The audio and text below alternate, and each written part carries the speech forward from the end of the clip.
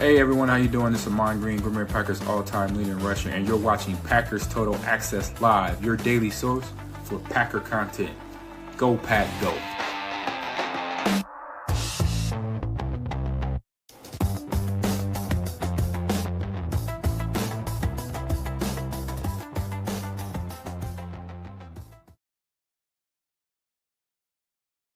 What's up, guys? Welcome into Packers Total Access. My name is Clayton. You can check us out on Packernet.com. Find me on Twitter at Packers_access. It is February the 4th. We're here to talk Packers. We're here to talk salary cap, free agency. Seen a couple of articles written, one by a good friend, Wendell Ferreira, over on X at A to Z Sports. He kind of lays out, debunking the myth, if you will, that the Packers have no money to spend. It seems like you've got one of two camps with Packer fans. And then you've got a lot of division rival fans that are kind of trolling along the way too. You've got one side of the fan base that thinks we have no money to spend.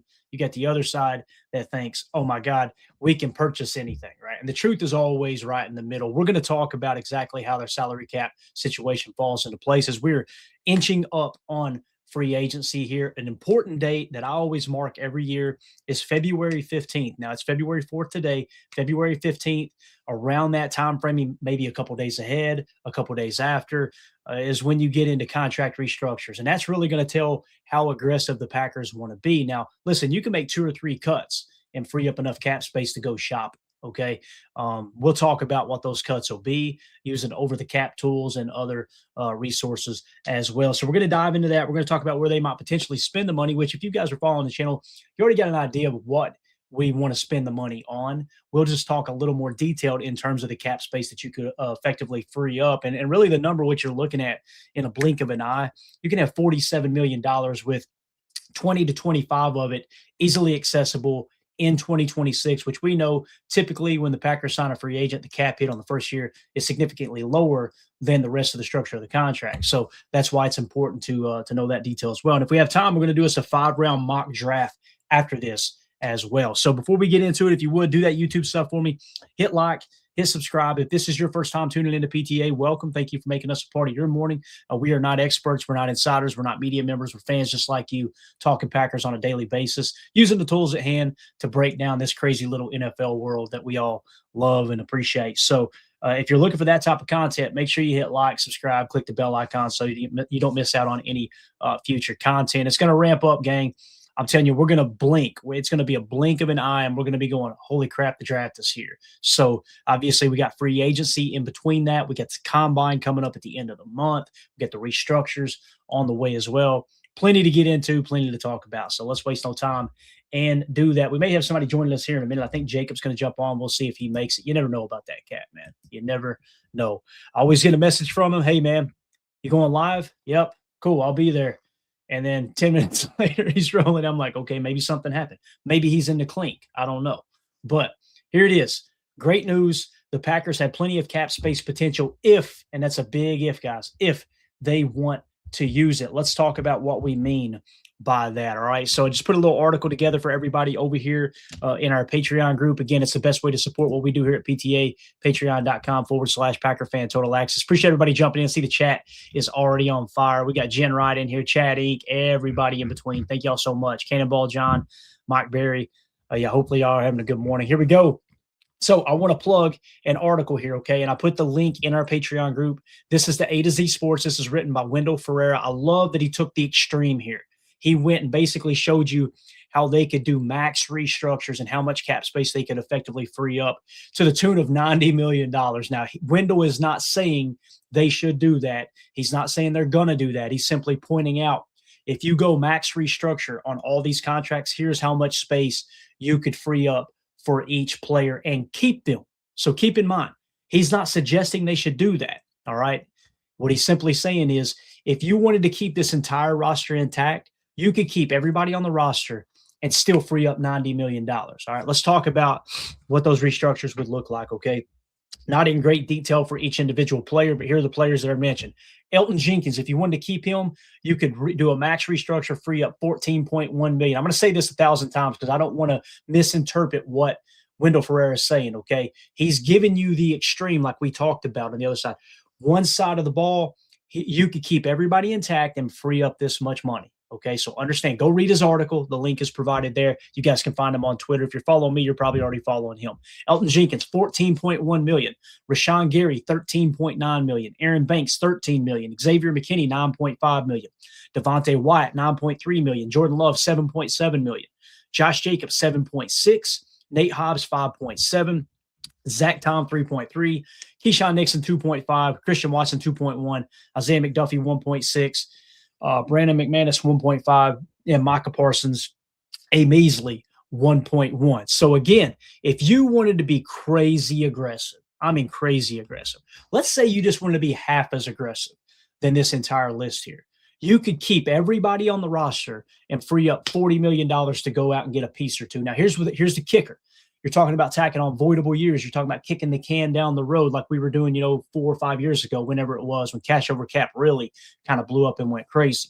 If you went that route, that is the extreme definition of all in right now.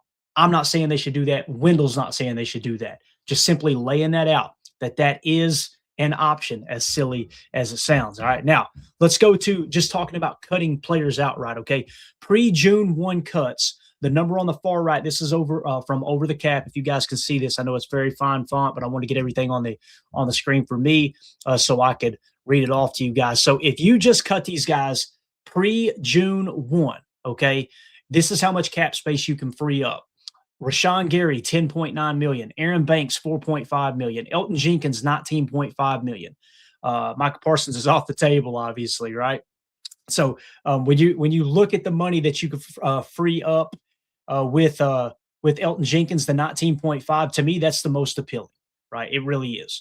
Because again, when you free up that money for Elgton Jenkins, you can also let him test the market, potentially get him back at a discounted rate if the market isn't there for a 31-year-old who's already had an ACL, had other injuries he's dealt with this year, obviously, that ended his season, and he just changed positions and seemed to have declined. I'm not over the moon about bringing Elgton Jenkins back, but if you can get him back on a deal, absolutely. I just don't think he'll go for it, right?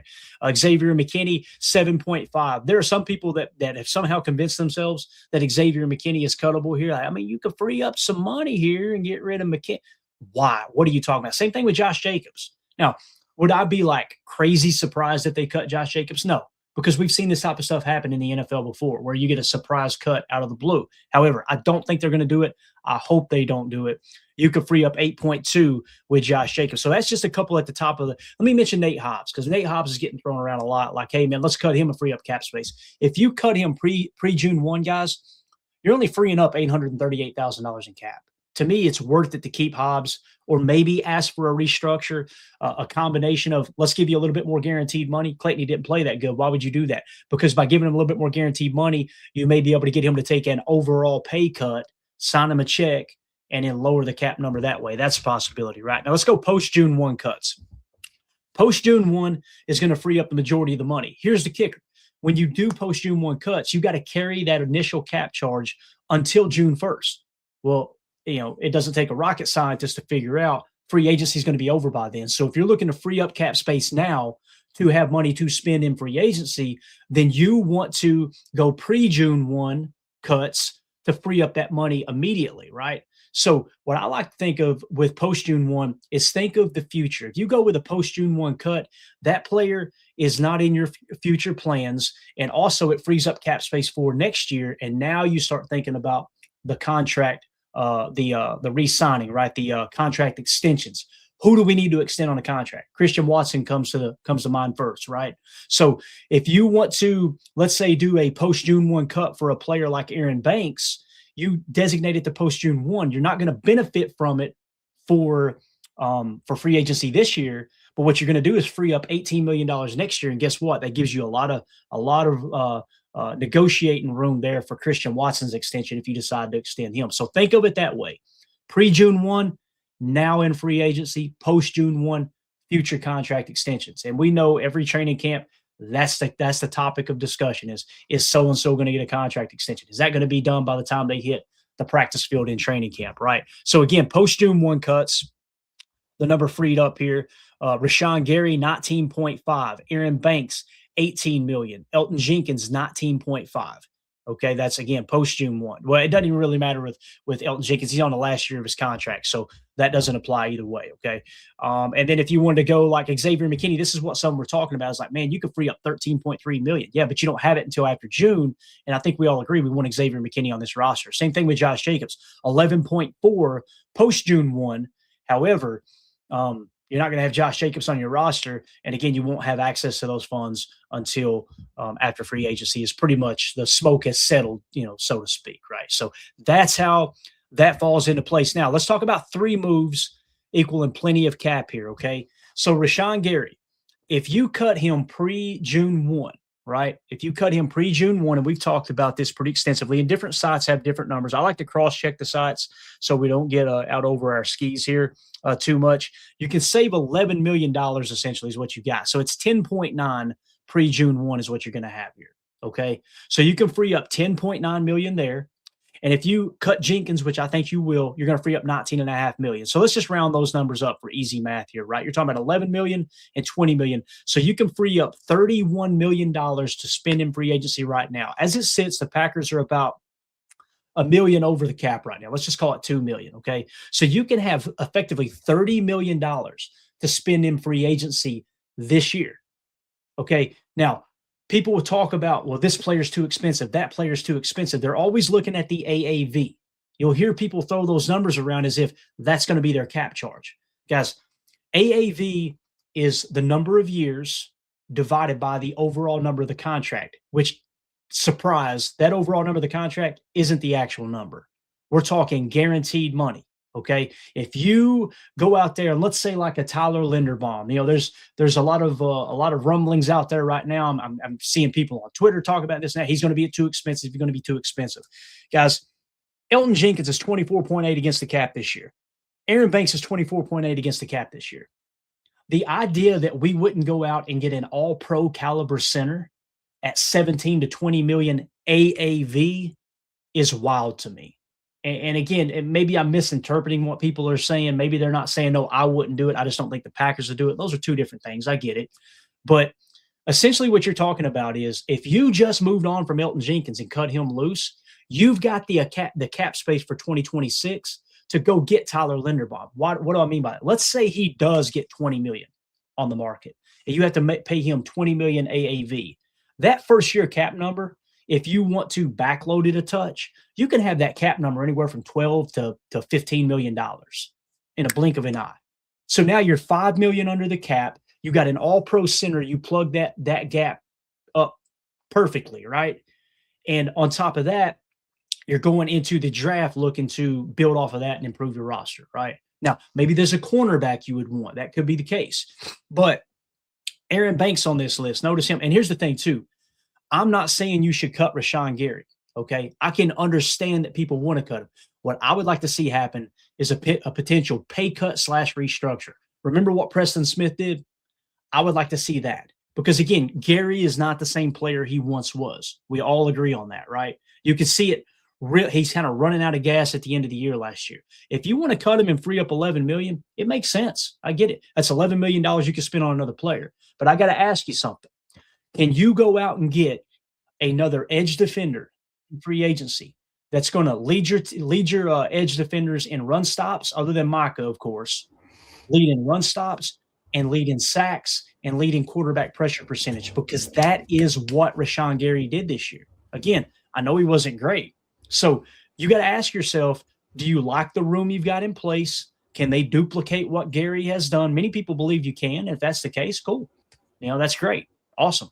I'm just simply saying if you can lower that number, his cap number, like his cap number this year is sitting at 28 million.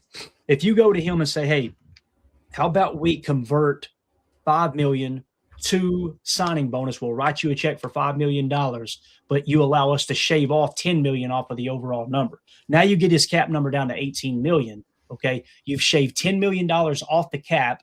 You push the signing bonus money ahead onto next year. If you need to, you may want to just go ahead and absorb it as well. But if you roll that way, you get Gary back for $18 million against the cap. And again, you got a role player there on your defense, someone who I think is very, very important in the run. Many people don't believe that. Like his run stop rate is excellent. And whether you like him or not, outside of Micah Parsons, he led the team in sacks last year, 7.5. Well, what did he do down the stretch? Okay, are we going to run everybody through that same filter? Because if that's the case, we should cut Josh Jacobs, right? If that's the case, we should have cut Christian Watson last year. You see what I'm saying? Hell, if that's the case, we should have cut Jordan Love the first half of 2023. Should have just moved on there. If you're going to start breaking it down into fit the mold, to fit your argument, so to speak, right? So here's how I would do it. Here's the whole point of this. Rashawn Gary, try to restructure, and looks, he may laugh in your face. He may say, absolutely not. I'm not taking a $10 million pay cut just to get $5 million of that guaranteed. All right, cool. Thank you for your service. You move on. Bang. You've now freed up. You go pre-June 1, you free up $10 million, $11 million, right? Elton Jenkins, cut him, let him test the market. If he gets a better offer, cool. That's okay. It is what it is, right? You free up $20 million there. You go out, you get Tyler Linderbaum, if indeed he does hit the market. And then Aaron Banks, who I don't know how you guys feel. I'm ready to move on from Aaron Banks personally. I don't feel confident that Goody will be ready to move on. But if you do that, go post June 1 with Aaron Banks. Why? That now frees up $18 million next year, and now you've got the funds in place to do your contract extensions next year. That makes sense. So those are the three moves I would make. By doing those three moves, it's not effective, but at $47.1 million is what you would free up for the 2026 cap space with just those three moves. Cutting Gary, cutting Jenkins, post June 1 with Aaron Banks, go get Tyler Linderbaum. Your center position is now shored up. You got Jacob Monk backing him up. If Sean Ryan's market falls flat, bring him back as a third backup, and you're off and running. Go into the draft an Iowa lineman. I don't care what his name is. Go get one of those cats to compete at guard with you. You got Jordan Morgan at left tackle. You're going to get comp picks for Rasheed Walker and then anybody else, Romeo Dobbs, that the market gets blown up on as well. That's the way I would approach this. One final thing before we move on here to the next topic. Important dates, just so you guys know, it's not listed here, but February 15th, around that time, look for restructures to happen. That's going to tell us if the Packers are kind of going all in. If they start restructuring 2 or 3 deals, you're going to see, okay, we may be looking to spend here. We've seen it in the past. When they restructured, they spent money in free agency. Now, February 17th, first day, the clubs can designate the franchise or transition players. So look for that to come down the pike, okay?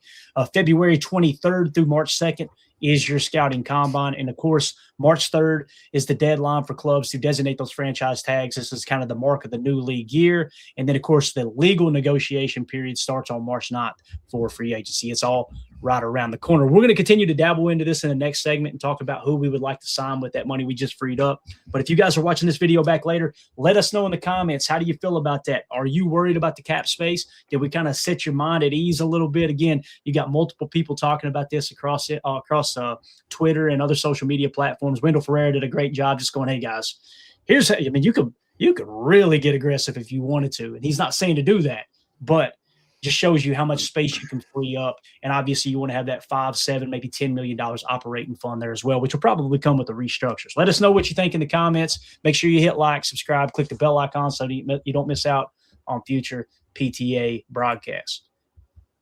All right. Jacob is joining us now. Jacob, how you doing, big dog? I'm good, man. I was in the clink. I bailed out. I'm good to go. I slipped a 20 spot to the lady. She let me, bail out. Is that what you kids are calling it nowadays? A 20 spot? Okay, I got you. Sure. Real quick, just J. Cole. Do you think that K-Mac would come here for $10 million? It's a good question. On an old, I hate saying an old guy because he's younger than I am. And do you think that maybe he'd come in and just do like a last minute sprint kind of thing and just think that, hey, I got a shot at the title, come in to a great organization? We've talked about guys like that, like Bobby Wagner, Khalil Mack, Von Miller, these types of players where it's like, give them a shot. Every year people tell us we're crazy because they're old and they end up having a decent year, right? So it's like, yeah. Khalil Mack, 18.4 is his market value. I don't think he'll take 10. Now, maybe it'll happen. Never say never, but. All right then. So yeah, 18. You got 18 point. Let me see here. Yeah, 18.4 million for him. Trey Hendrickson is set to be a free agent too. 25.4 is his number. Hassan Reddick, 4.9. I just don't see edge as a huge need. We've kind of held LVM back long enough. You need to see what you got there. So I agree. let me put it this way. I would rather have Rashawn Gary at $10 million than Khalil Mack, me personally.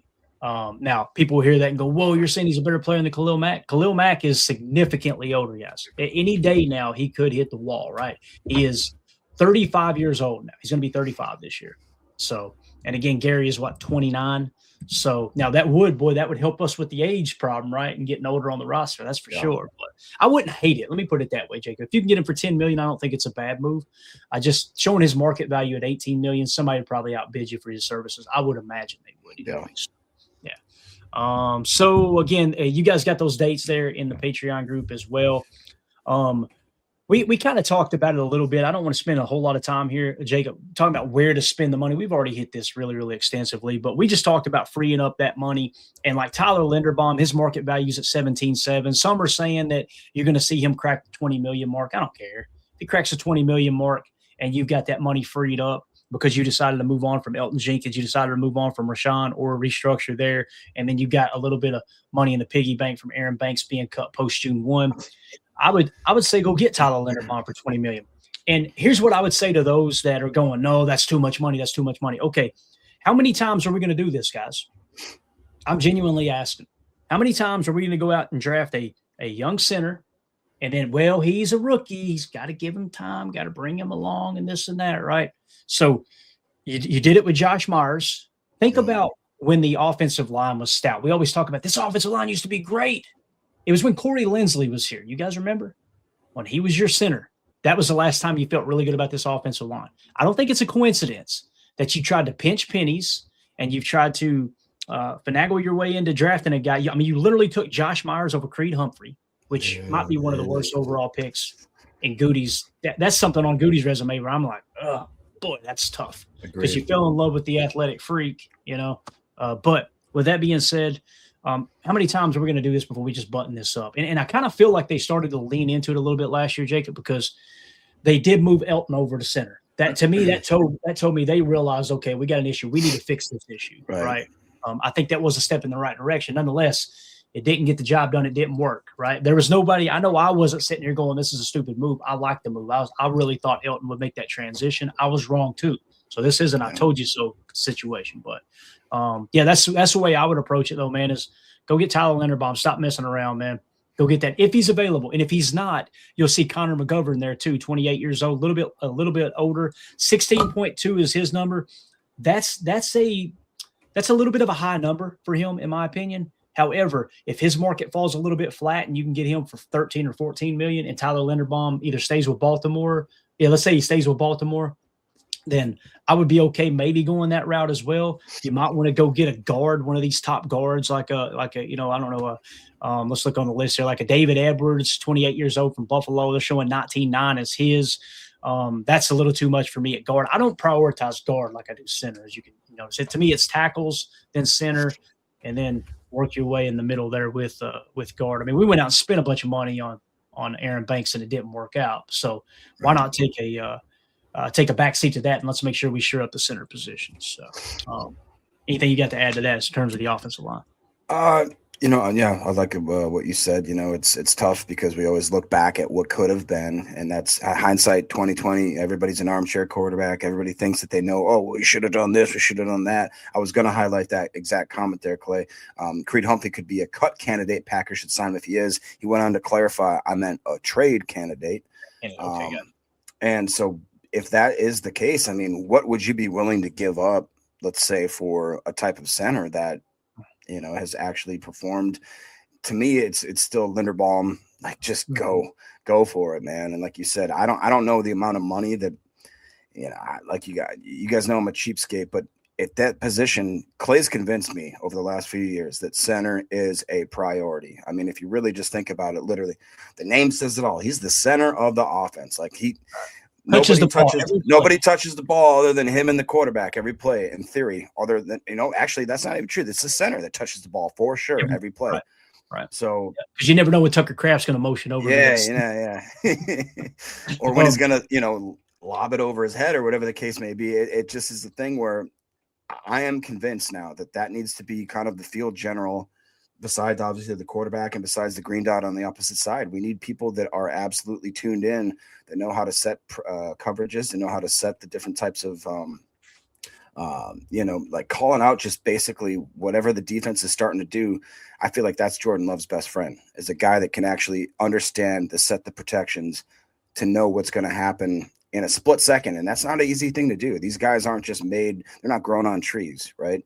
Like you can't just go pluck a Linderbaum off the tree or whatever and just accept that you like. I like Jacob Monk. I like his potential. I like the way that he's progressed. Obviously, the injuries have kind of hindered him a little bit, but like, I'm not putting all my eggs in that basket, man. I'm just not. In terms of trading for Creed Humphrey, I don't like it on the surface, but it always comes down to what are they going to be willing to take, right? Are we going to will we be willing to trade our second round pick for Creed Humphrey this year? I don't like that idea. I don't like trading a second round pick and having to pay him, break the bank to pay him. You know what I mean? Now, if it's something that, they just want to get out of the contract, get out, out from under it or whatever, fifth round pick. Absolutely. I'd be okay with that. Right. Because Creed Humphrey is up there with Tyler Linderbaum. There's no doubt about it. Those are two centers that are like, okay, they're at the top of their craft. So I get it. It's just, that wouldn't be a bad backup plan, I don't think, if Tyler Linderbaum doesn't hit free agency. But again, we're just talking about what we would do, what we would be interested in, what we would be willing to entertain. I don't know if Goody would be willing to entertain this stuff. I really don't, because I think there is a lot more ego there with Goody than most people kind of lead on. It does feel like he's just kind of, we've seen it with him and Rodgers, right? He didn't want Rodgers to have input, and hey, look, you got to respect it. He's the boss man. If that's the way he feels, that's the way he feels. But you've kind of seen it over and over and over again. That we march out this youngest roster, and I don't want to bash him too bad because I think he has done a good job, but I will say I was listening to Wildy and Tausch yesterday while I was on the go running errands, and Wildy, he kind of caught on too. He was like, pointed out that Mark Tauscher used to be a big Goody stan, and now Mark Tauscher is kind of like, becoming a little more like, okay, yeah, maybe he isn't, what's the word I'm trying to use? Untouchable, I guess you could say, right? Again, I'm not saying he's a bad GM, but there's 3 or 4 GMs in the league that are running laps around Goody right now. And I hope it bothers him. I hope it does kind of motivate him to go, all right, I got to get on my P's and Q's. We got to get this roster really, really amped up. I think that's going to make this draft more intriguing than maybe any draft we've seen in a long time, because it does feel like his back is kind of against the wall. But at the same time, it's like you said, he's kind of established himself. But at the same time, also, it's like, you're going to have to show us what you got here, buddy. We need to actually have a really, really good draft. Yeah. So again, we talked about offensive line, and let's say that Linderbaum does not hit free agency. Let's say that none of those free agents really grab our attention. So now we know going into the offseason, we're looking for Elton Jenkins' contract to fall flat in free agent, his market to fall flat, potentially bring him back, and you're kind of bringing the same crew back, so to speak, in that regard, at a discounted rate, or obviously you go in the draft and you go after a Jake Slaughter, you go after maybe a Logan Jones or Parker. Brian Parker's a guy now that seems to be screaming up the draft board as one of the top, if not the top centers. Connor Lew, you're not going to get him back till October with the ACL, obviously. So there's a couple of different options there in terms of center, none of which I'm crazy about starting a rookie there. I would much rather have Linderbaum. But let's say Linderbaum does just re-sign with the Ravens. He don't even hit the market, right? Now maybe we shift our focus to cornerback. And when you shift your focus to cornerback, who on this list, will grab your attention and say, hey, look, I wouldn't mind to go sign this player. The one that comes to mind for me is Trayvon Diggs, hands down. If you can get Trayvon, and this number is about where I expected it, to be honest with you, his previous average annual value is 19.4. They're showing his market value at 7.5. We had him on the books for 15, and we said, hey, let's cut him, let him test the market, get him back at a discounted rate. If you can get Trayvon Diggs at $7.5 million, you nab him up in free agency, $7.5 million cap. It's going to be about $5 million the first year, right? And then you go into the draft and try to grab maybe a second round pick at corner, or maybe you go, third or fourth round pick at corner, that type of thing. You could really free up, or you could shore up that position at least, as opposed to just going, all right, it's all for naught here in free agency. So what do you think about that? Like, if you can't, let's say you do get Linderbaum. Let's do it this way. Let's say you do get Linderbaum for $20 million per, and his first year cap hit is $15 million. Okay, so there's $15 million against the cap. We said we were going to free up 30 but you were going to have another whatever it was, another I can't even remember the number now, 18 million for Aaron Banks that's going post June 1, so that's on the books for next year. So if you're going in with $30 million, okay, and you get Linderbaum and it's going to be 15 million against the cap in 2026, you got another 15 to play with. You go and sign Trayvon Diggs for 7.5. Now you've got your $7 million operating money that we talk about. And this includes the cap hits from the draft class all baked into the equation here, guys. If you go that route and then you go into next year and bang, you're going to free up another $18 million as soon as you get post June 1, you now essentially have $25-30 million next year in cap space right out of the gate, which is really, really interesting. Because again, this number that we threw up here a second ago, notice the cap by just making these moves here, guys. Cutting Rashawn Gary, cutting Elton Jenkins, and then of course post June 1 cut with Aaron Banks. Your cap space for 2026 is $47.1 million. 2027, Jacob, $123.9 million under the cap right now. There's plenty of space to move here. And again, this is all according to Over the Cap and their tools that they have over there. So cornerback, Jacob, what do you think about that? Is there anybody else you'd rather have other than Trayvon Diggs? Eric Stokes. It's interesting, but I don't think they'll go that route, to be honest. I don't think they'll go that route either. It would be very interesting because all of a sudden, if you like, we talked about Goody's ego, and if he's like, I told y'all, I just had to get him a little different scenery. Let's bring him back. No, the Trayvon Diggs thing does make sense to me. The other one that kind of flashes a little bit for me would be Greg Newsome, just a little tick above him there. I think that he had, again, kind of a slow start, very highly touted out of college. I remember people talking about him thinking he's going to be a pretty good guy. Yeah. I like the idea of bringing him in. I think Jacksonville's had a pretty good squad. That'd be one guy. I'm not quite sure if he's maybe more like a man press, outside corner, or like what his specialty is. But honestly, in that cornerback room, we can't help but get a few guys, no matter where they play. I mean, it just feels like that's our bleeding need right now. And I think that we talked about that going into last season, and then we all kind of convinced ourselves like, nah, we got this. This is good. It's going to be fine. And, I think we've talked about this prior. I'm kind of over the Keyshawn Nixon experience. I'm just kind of soured on.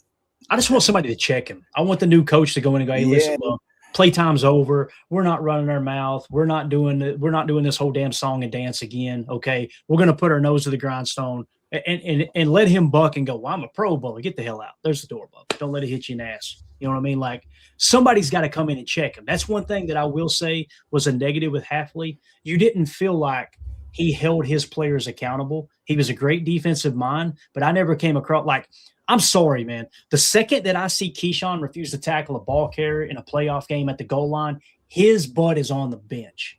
And you didn't see that happen. That bothered me. The personal foul was enough. But, yeah, in terms of Greg Newsome, is that his name? Yeah, Greg Newsome. Yep. I'm not a huge fan of it, Jacob. There's been many fans. I've gotten raked over the coals for this over the years.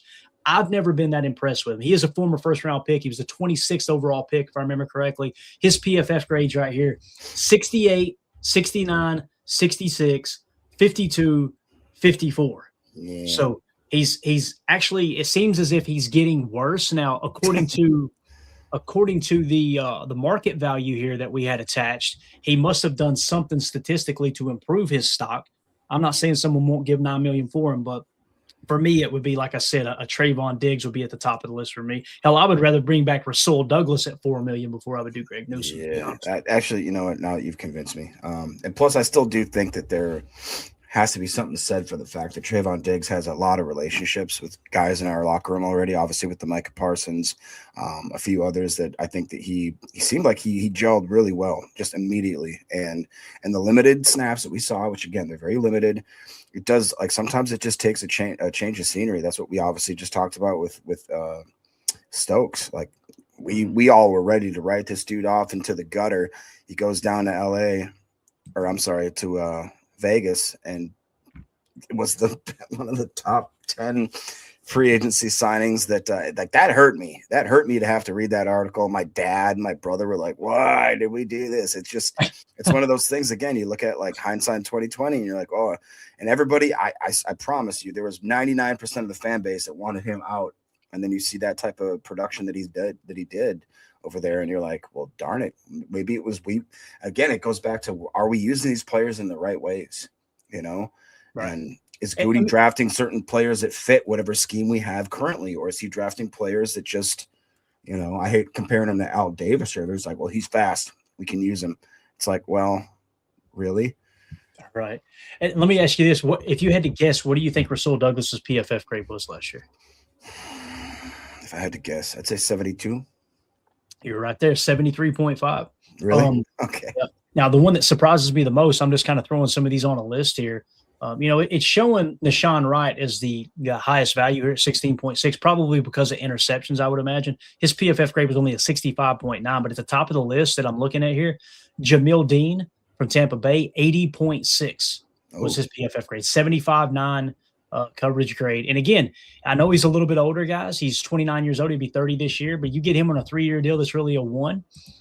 Sign me up. I would be okay. I think that would help you a lot there. So, all right. So there you go.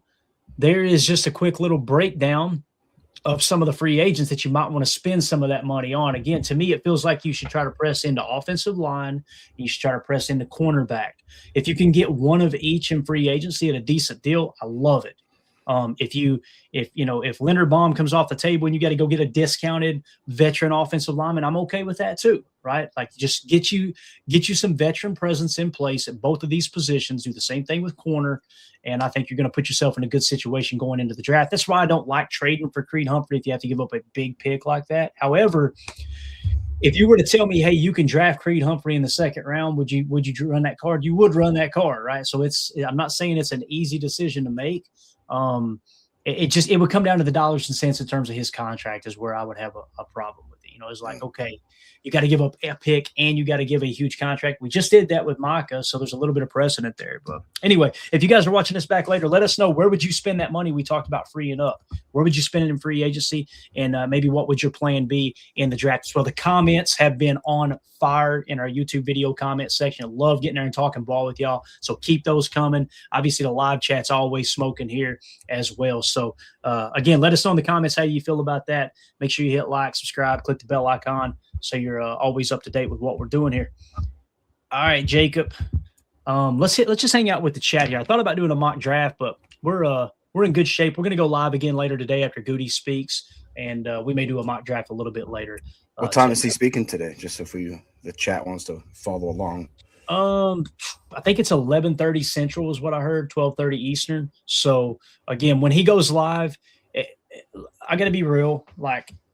I'm prepared to do a mock draft this afternoon because you know how it is, man. They don't ever say anything. Looks like 12:30 Central time. There you go. Oh, so it is Central. Okay, cool. So when that does happen, I'm not expecting him to go, oh, wow, that was interesting. Now, if he does say something that's revolutionary, then yes, I'll go live immediately and we'll cover it.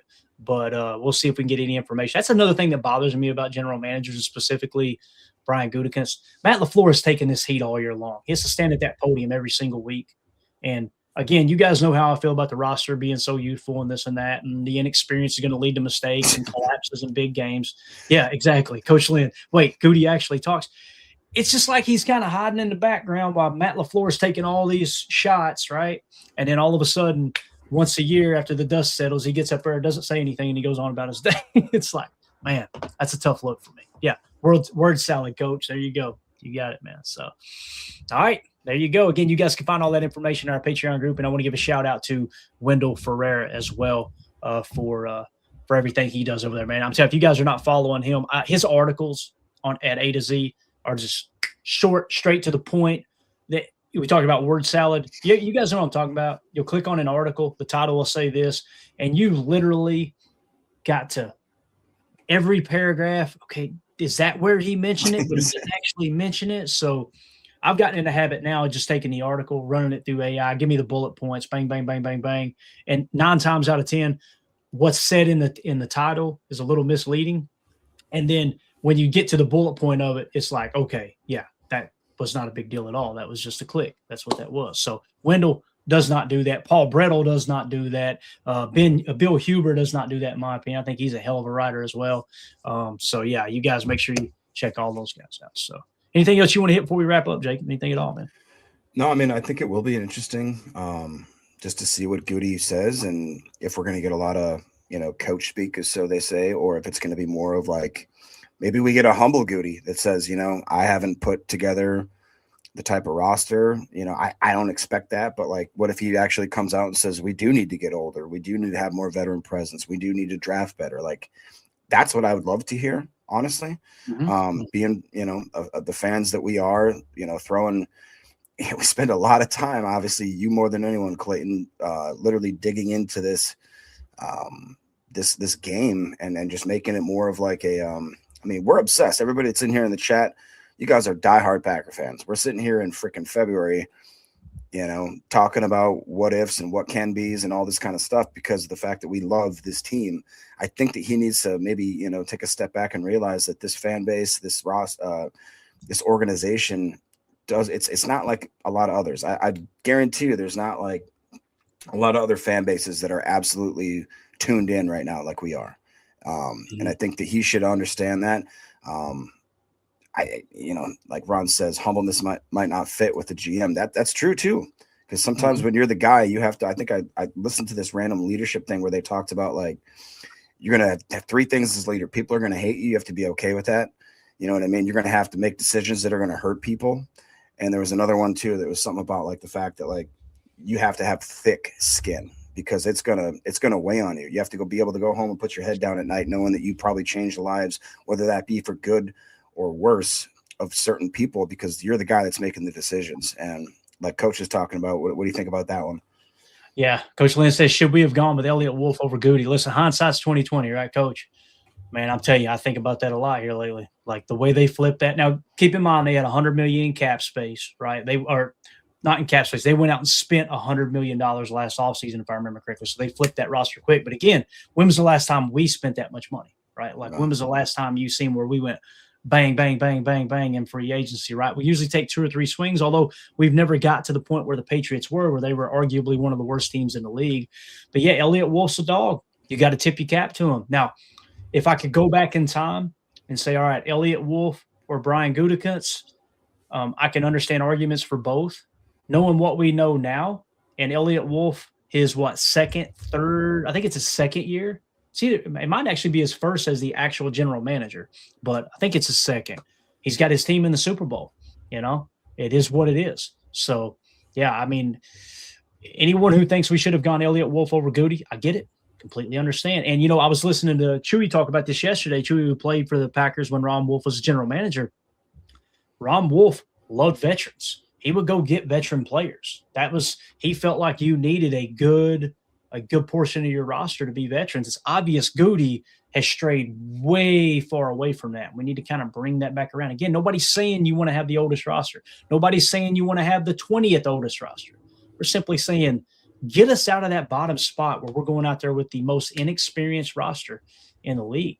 And the argument that Seattle's doing it with a young roster, okay, you understand you're still proving the point when you say that. Seattle obviously has drafted way better than Goody has for them to have a young roster and having success. Again, the injuries too, that the thing that bothers me the most is when you mention signing an older player, it's, well, they're going to get hurt. They're going to get hurt. We had the youngest roster and everybody got hurt. What are we talking about? You know what I mean? So it is what it is. So, yeah, I can understand that stance for sure, Coach. Let's see here. One of my favorite avid viewers here, surprised OJ Simpson face. We got the juice in the house. Juice says, sign Devin Lloyd at linebacker, Linderbaum at center, Trayvon Diggs at cornerback on an incentive/signing bonus heavy contract. Tariq Woolen at cornerback, solving cornerback room. Get a backup running back. Push for Trey Hendrickson, I think is what he meant, and draft stock up. So Devin Lloyd, I like it. I do. I just don't think it's like a top priority, right? Juice. So Linderbaum first, Trayvon Diggs second, then Devin Lloyd third. I like it. If you could tell me that you could get all 3 of those in free agency, and that'd be tough. You're gonna have to kick a little salary cap down the road if you want to roll that way, right? And then we'll have to do some of the restructures and some of the stuff that Wendell had mentioned in his article, right? But if you could land those 3 players, Linderbaum, tier 2 importance, Devin Lloyd, tier 2 importance, Trayvon Diggs adding veteran takeaway help in the cornerback room, man, that makes a lot of sense. I'm not as big on Woolen, though. I don't like Woolen. To me, Woolen feels a lot like Keyshawn. He runs that mouth and gets cooked. He's flashed here and there, but not enough for me to pay what they're saying. Yeah. Yep. Now, remember, there was smoke around the Trey Hendrickson trade talk. Yeah. So if he does hit free agency, maybe Goody goes and gets him. Maybe he does that. Maybe you just cut Rashawn Gary outright. Maybe you go post June 1 cut there, and then you cut Elton this year, free up the money to sign Trey Hendrickson, and now you've injected something into your edge room. But again, I don't know if Trey Hendrickson is going to continue to play at the level he has. Matter of fact, I'll take a quick look here. Go ahead and hit anything you want to hit while I pull Trey. Zach Will, I like his sentiment a little bit better rather than going out for Devin Lloyd. Demario Davis, to me, he says Demario Davis at linebacker, sleeper signing. I like that one better. Just one, because the dollars make more sense. You guys know I'm cheap. And then, like you said, we could maybe then have a little more cap space to free up if we want to do a Linderbaum situation, or if we have to bring in, enter whatever cornerback here at the time. That's more kind of where I'm going.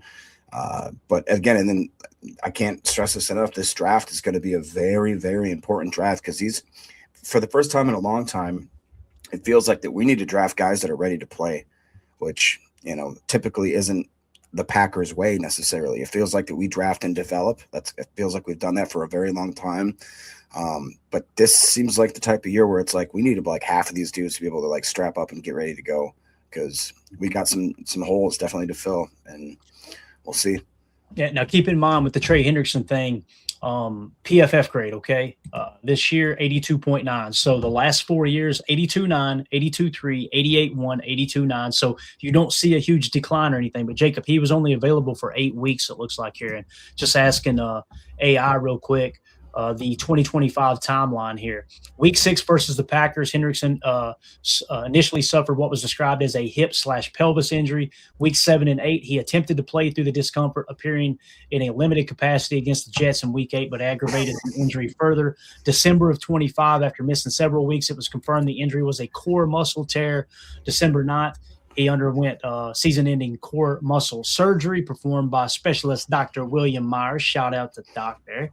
And then December 11th, the Bengals officially placed him on IR. So, again, it says a recovery outlook as of early 2026. Hendrickson is expected to be a fully recovered in approximately 6 weeks following his December surgery. His timeline should allow him to be a full participant in off-season activities. So the injury should not be an issue moving forward. The question is, at 31, going to be 32 years old, does he start to decline, right? Yeah.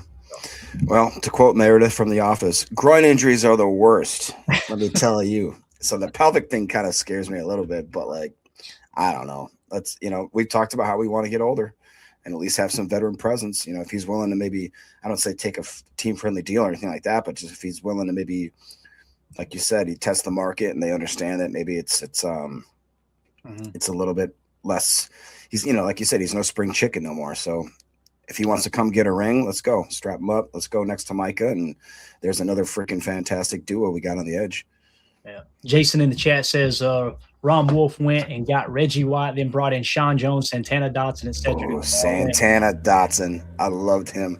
And everybody remembers the 90s Packers as the offense, right? Brett Favre, Robert Brooks, Dorsey Levens, all this, right? They had the best defense in the league the year they won the Super Bowl, right? And I think that's exactly what Jason's pointing out there, man. We need that kind of energy, man, if you want to go all in. I mean, we can continue to play, just kind of patty cake around and, all right, we're gonna get this guy here, but we still need to stay young, and then it's gonna come down the stretch, and these big games are gonna hit, and the inexperience, the youth will show up. Big mistakes will be made in big time moments, all that. So, yeah, it is what it is, man. Hopefully, some things shift a little bit, and you kind of press into this a little bit more. Hopefully, we put on this episode today, guys. We put everybody's kind of mind at ease in terms of the cap space. There is cap space there if you want to press in and make this roster better. If you want to keep the books looking squeaky clean and you want to be able to look up next year and go, we got plenty of cap space, don't we? And you're not competing for a championship, okay, cool. That's your prerogative. I'm not saying I'm right and you're wrong.